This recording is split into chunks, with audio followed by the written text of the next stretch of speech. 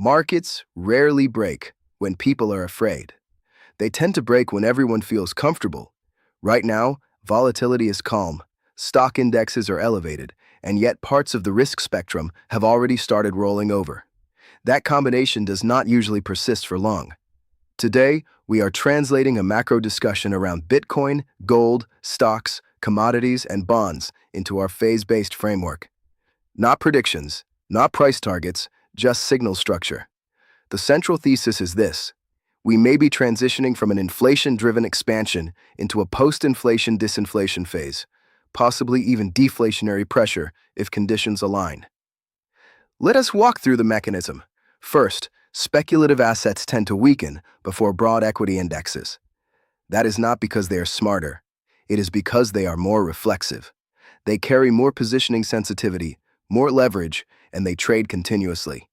When speculation begins to fade, volatility usually mean reverts higher. When volatility rises, financial conditions tighten. When financial conditions tighten, credit eventually feels it.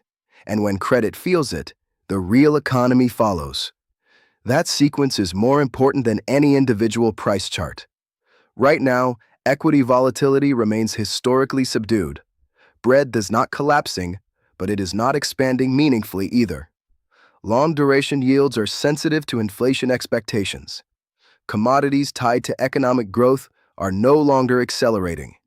In our framework, that looks like late Phase 1 behavior with rising Phase 2 probability.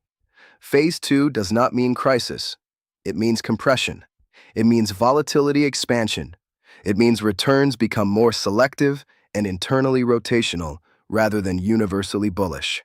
If you find this kind of signal-based breakdown helpful, this is exactly what we do here.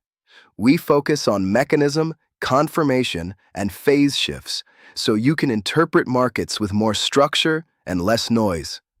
Subscribing simply ensures you stay aligned with that evolving signal map as conditions change. Now, what would confirm a deeper transition? We would need to see volatility stop making lower lows and begin stair-stepping higher. We would need to see credit spreads widen persistently, not episodically.